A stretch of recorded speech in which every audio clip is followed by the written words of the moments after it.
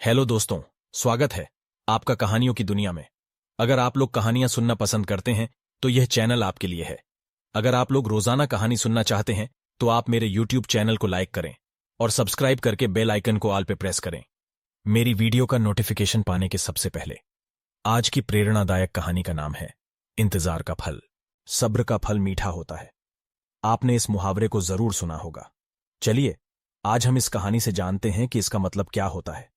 इस कहानी में बताया गया है कि तारों को कैसे ईर्ष्या का भाव उत्पन्न होता है और श्री नारद मुनि उनको कैसे इस मुहावरे का अर्थ समझाते हैं। यह अत्यधिक सुंदर और प्रेरणादायक कहानी है। आप इसे पूरा जरूर सुनें। जब सूरज अस्त हो रहा होता है तब हल्की हल्की संध्या से उत्पन्न होती है और चारों तरफ शांत वातावरण जैसा एक अंधेरा सा छा जाता है। सभी जीव जंतु पशु पक्षी अपने निवास स्थान को जाने लगते हैं और हल्की हल्की हवा चलने लगती है। हम जब आसमान की ओर देखते हैं तो सूर्य अस्त होता रहता है। तभी आसमान में तारे टिमटिमाने लगते हैं। कुछ तारे अत्यधिक चमकीले होते हैं परंतु कुछ कम चमकीले होते हैं।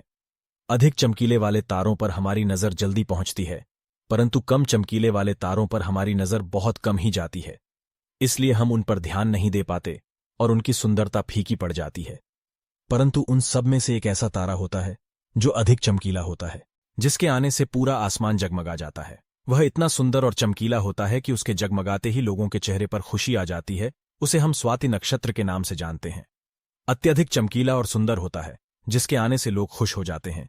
इसीलिए बाकी के नक्षत्र स्वाति नक्षत्र से ईर्ष्या करते हैं और अपनी इस ईर्ष्या की कथा को श्री नारद मुनि को बताते हैं। नारद मुनि उन सभी तारों को समझाते हुए कहते हैं कि देखो, जो भी सब्र करता है उनकी कीर्ति संसार में होती है और मुझे प्रतीत होता है कि आप लोगों में धैर्य नहीं है। इसीलिए आप लोग संध्या काल में होते ही तुरंत जगमगाने लगते हैं। लेकिन स्वाति नक्षत्र अत्यधिक समय के बाद आसमान में निकट आता है, तभी उसकी प्रतिस्पर्धा इतनी अधिक होती है। तभी सभी लोग के चेहरे पर मुस्कान आती। इसीलिए कहा जाता है कि हमें सब्र करना चाहिए क्योंकि उसका फल मीठा होता है।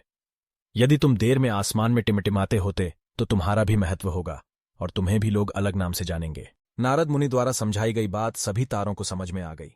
सब्र का फल मीठा होता है, यह बात हम सब जानते हैं और इसे हम लोगों ने महसूस भी किया है। मैं हमेशा अपने कार्य को पूरा करने के बाद उसके परिणाम के इंतजार में उतावला हो जाता हूं या फिर अपने आने वाले कार्य को पूरा करने के लिए उतावला हो जाता हूं, जिससे मेरा आने वाला कार्य बिगड़ जाता है। परंतु मुझे ऐसा नहीं करना चाहिए। मुझे सब्र करना चाहिए उस परिणाम का या उस आने वाले कार्य का, जिससे मैं उस कार्य को अच्छे से समाप्त करूं और उसका परिणाम भी अच्छा हो। हम जानते हैं जल्दी में लगाया हुआ निशाना हमेशा अपने गोल से बाहर जाता है। हमें धैर्यपूर्वक उस निशाने को भेजना चाहिए, तभी हमें जीवन में सफलता मिलेगी। हमें किसी भी कार्य को धैर्यपूर्वक करना चाहिए, तभी सफलता के दरवाजे खुलते हैं।